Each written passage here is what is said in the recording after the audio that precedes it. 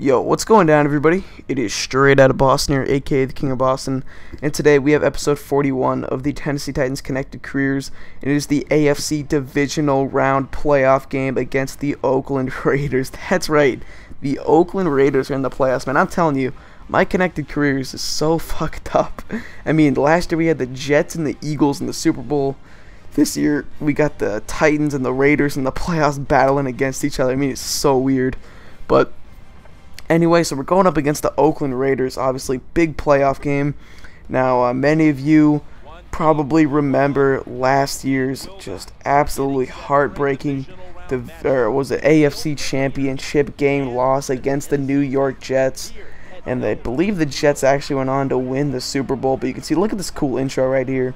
Kind of bringing it back from Madden 12. They only do this during the playoffs, but, you know, yeah, so pretty cool to see. I really like that when they run out of the tunnel. But anyway, like I said before, most of you do remember this heartbreaking loss against the Jets. As you can see, Mark Sanchez looking like Tom Brady out here throwing deep balls to Santonio Holmes. Oh, man, it was an absolute heartbreaker. The Titans hadn't lost since, I believe, week 5 of that season. Absolutely on a roll. Jake Locker had probably one of his worst games of the season, if not his worst.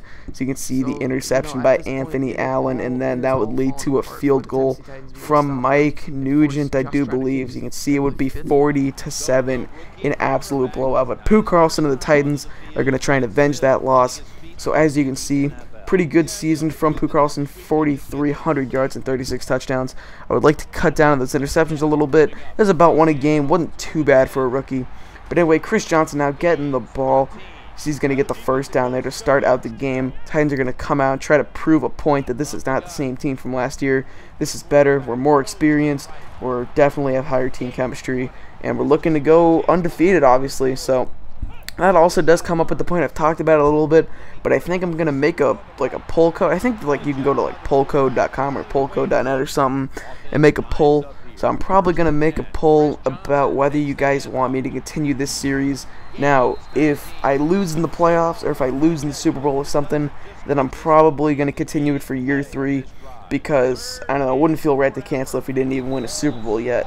But if we go 19-0, I mean, honestly, at that point, it's like we pretty much rebuilt this team. There isn't really much place to go from there. So I'll make a poll code in the description. I'm probably popping in the mic so much right now. But yeah, I'll make a poll code, and you guys can vote on whether you want this series to continue. Because, like I said, it's not that much fun for me to play anymore. I mean, I really only, I don't know. Once NBA comes out, it seems like that just takes over kind of my video game playing time, and you know, I don't really play Madden too much. I rarely play it outside of this Connected Careers. But you see, we're forcing the fumble and Jason McCourty on the recovery. But yeah, if I did cancel this series, you would most likely see, I don't know, I have a few ideas. I could do a 2K create a legend, bring back the Drazen Petrovic create a legend that I had going in 2K12, even though I only did a few episodes of that. Or maybe start another MyCAREER switched up, I don't know. Or we could do something like an NCAA Football 13 Dynasty. I've been very open to that. My only thing with that is that's, you know, whatever series we start now is probably going to end right around when MLB comes out. So if I did NCAA Dynasty, I'd probably only get 2 years done. So we could pick an in-between program and try to get them to a high bowl game or something their second year. I don't know. But yeah, when MLB 13, the show comes out, that's pretty much one of my, probably that and 2K are my main games. So I'm immediately going to be starting a franchise and the road to the show on that. And yeah, so, you know, let me know if you guys want to see something like that. If you guys have any other series ideas, let me know, because I'd honestly be open to them. I don't know if I do Madden 13 Connected Careers as a player. I don't know. I doubt I would. I'm pretty much done with Madden 13 at this point after this series, to be quite honest. Maybe I'll post an online ranked match once or twice or something, but we'll see. I don't know. But other than that, you can see it's been a pretty low-scoring game so far. We're in the second quarter. It's 6-0. Field goals all around, and we're going to attempt a 31-yard field goal here, and that's up and good. So we're up 9-0 at this point. You know, nothing big's happened, obviously. And we got a bit of a lead. It's always good, and we're going to enter halftime with that lead. As you can see, it's a rainy, sloppy day in Nashville, Tennessee. in LP Field, so, you know, can't really expect nothing, or what am I trying to say, much more. But look at that. The Oakland Raiders have 6 passing yards and 36 rushing yards. I believe I read that correctly. I'm not really sure. The preview screen in sunny Vegas is a little bit small. But, yeah, so it's been a big defensive game. But Jared Cook's trying to break that open, now getting a huge play, already getting us into field position. At this point, I feel pretty confident. I mean, if we had, you know, just one touchdown out of those field goals, it would be a 13-0 game. Seemed like we'd have a bit bigger of a lead, and our defense has been absolutely stellar. I think we can ride that for the rest of the game. But look at that. That was an unnecessary roughness call. Where are you at, ref? Look at that. He got tackled after the play. That was pretty funny. But Todd Heap there catching the first down. Todd Heap is a guy who I really didn't use too much this year. I used him a lot like I used Craig Stevens from year 1. Just a lot of goal line plays. But look at that. Kenny Britt hauling that one in for the touchdown, so we go up 16-0. But yeah, like I said, you know, Todd Heap is a guy who I don't know how much money I signed up for, but he's like a 79 overall. Obviously a veteran who I wanted to bring in, you know, provide some veteran leadership in the locker room, and you know, hopefully he can make a play or two for us in the playoffs. I think we could use him. But Chris Johnson there is going to get the 2-point conversion to go, so we go up a full 2 touchdowns and a field goal.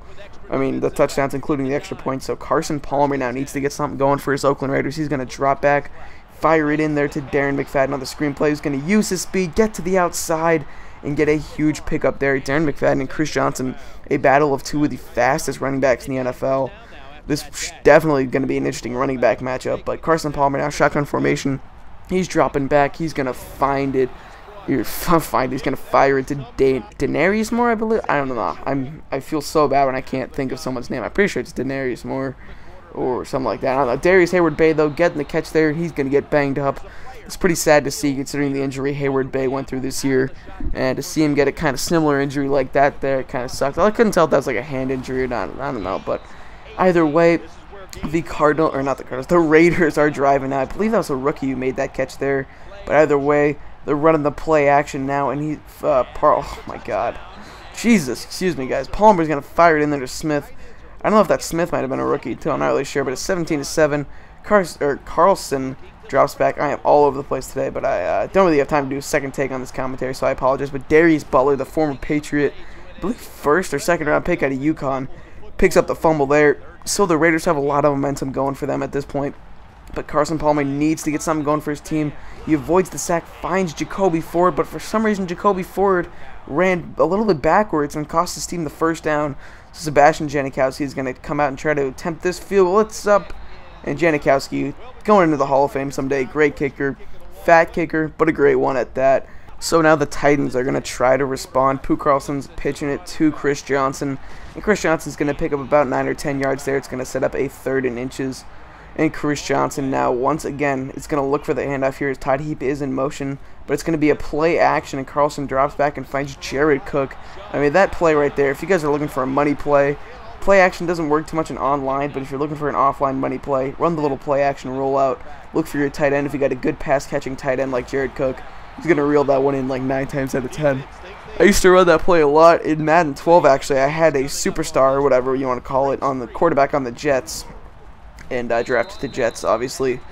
I used to run that all the time with Dustin Keller. I mean, I made Dustin Keller a Pro Bowler. It was pretty fun. But anyway, 3rd and 4 now. Carlson's going to fire it in there to Jared Cook, and Cook is going to get into the end zone for the touchdown. So the Titans are up now by 2 touchdowns, looking to put this game away. Got a lot of pressure on Carson Palmer at this point, who's never been known as a good playoff quarterback. I don't think he's actually ever won a playoff game as a starter, but anyway, I just remember the Bengals faltering a lot in the playoffs, and once again, Jason McCourty getting himself a turnover. I mean, I know he had that fumble recovery earlier, and look at this replay right here.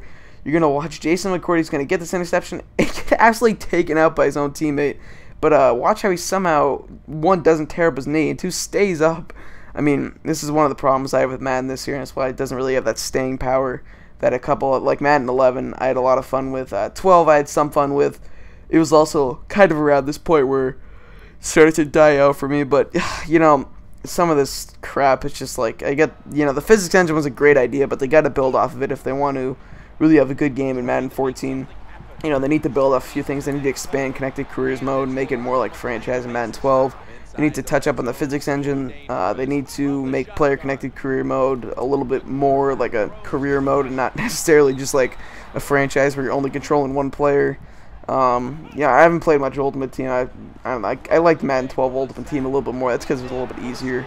But yeah, I'm going on a rant right now. So Owen Schmidt catches the nice touchdown there.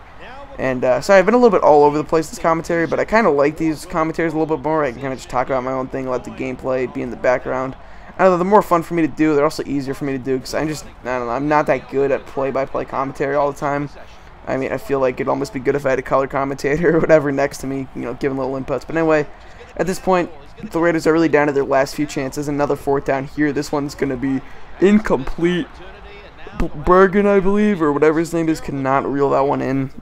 The rookie tight end or something, or slot receiver, I have no idea. But anyway, so it's 31-10, and this game's pretty much over. We're just going to run the clock out.